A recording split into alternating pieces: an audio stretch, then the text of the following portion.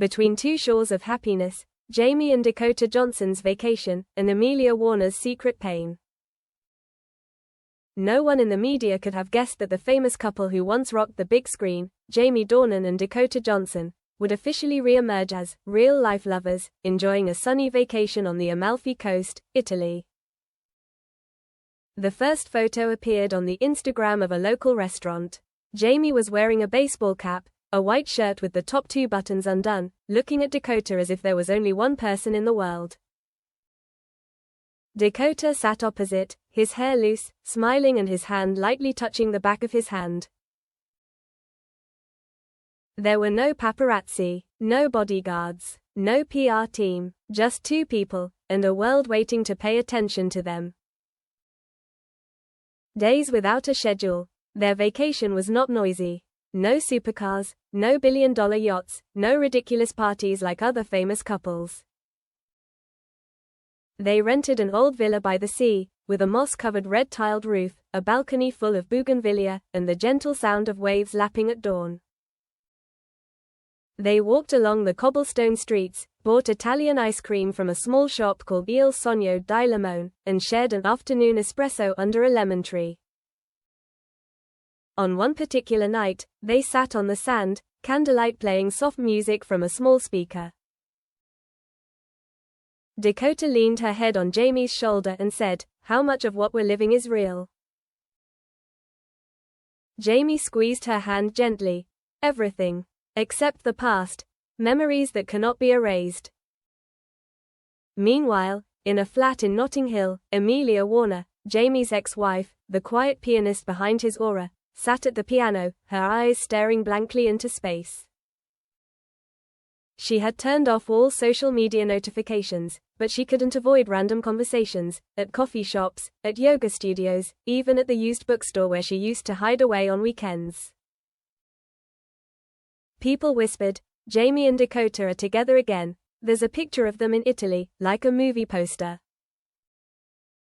I feel bad for Amelia, don't you think? She didn't cry. She didn't scream, but when a close friend accidentally mentioned Dakota at dinner, Amelia quietly put down her knife and fork, left the table, and said softly, "Please, don't mention them in front of me again. Please." Unsent letters. Jamie had written dozens of letters to Amelia after the divorce. Not to win her back, but to apologize, not because she loved Dakota, but because she had hurt someone who didn't deserve to be hurt. One of those letters he never sent: "You deserve someone who doesn't make you feel like you're the safe choice. I didn't leave because I didn't love you, but because I loved someone else more than I thought I would. But your home, your peace, your memories, I know that, and so I'm sorry." Amelia had found a draft of that letter in an old book when she moved. She folded it up, put it away, and didn't read another line. A short interview. At the Venice Film Festival, a reporter suddenly asked Amelia on the red carpet, "What do you think about Jamie and Dakota spending the summer together in Amalfi?" Amelia smiled softly, a sad and coldly calm smile. "I have nothing to say, but I hope they're happy long enough that they don't have to find someone else again." Moments without the world. Back in Amalfi, Jamie and Dakota hold hands as they row out into the bay on a small boat. They don't talk about work, they don't talk about Hollywood, they don't mention past movies. They just sit in silence, and breathe in unison. Dakota asks, "Are you afraid you'll have to pay for this happiness?" Jamie replies, "I've paid. With everything I've ever had. And you're the rest." The Scene magazine, "Is love worth the price?" Just 5 days after the Amalfi photo, the cover of the next month's special issue of the Scene magazine read, "Jamie, Dakota, the post-divorce story and the woman left behind." Inside was a long, sharp, almost cruel article. The author, a journalist who had followed Jamie closely for nearly a decade, did not hesitate to bring up old details. The times Jamie and Dakota were too affectionate, when they were still co-stars, the times Amelia attended events alone, without Jamie. The rumor that Dakota had withdrawn from a relationship with Chris Martin because her heart had chosen a married man. The reader was drawn in, as if following the final chapter of a long-running series. And from there, social media exploded. Hashtag boomed. #Justice for Amelia. On Twitter, posts in support of Amelia were everywhere. She deserves to be loved. Not forgotten like that. Men like Jamie will regret it. Dakota may be beautiful, but Amelia is the one who hurts. Meanwhile, Jamie and Dakota kept quiet. They didn't react, they didn't post anything, they didn't give interviews, they didn't appear in public for almost a week. In the Amalfi villa, Jamie sat quietly on the balcony, looking out at the ocean. The sun was gone this afternoon. The wind was picking up in gusts. Confetti was falling, signaling a change was coming.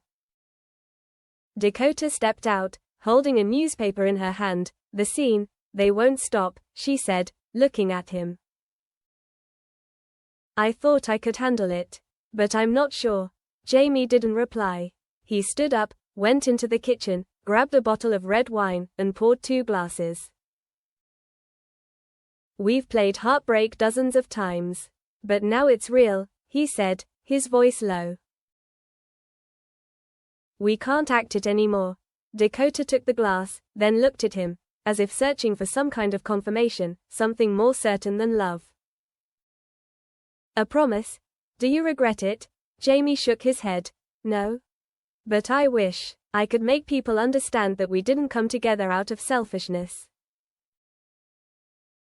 We came together because we had to. Amelia reappears in a public letter. Just a week after the #Justice for Amelia movement went viral, an Instagram account called @AmeliaWrites posted a handwritten letter, photographed against a lavender-covered wooden table, Amelia Warner style. The letter was long, written in black ink, as neat and slow as she was. Excerpt from Amelia Warner's letter. I know you love me, and I appreciate it. But please know this, I don't hate Jamie, and I certainly don't hate Dakota.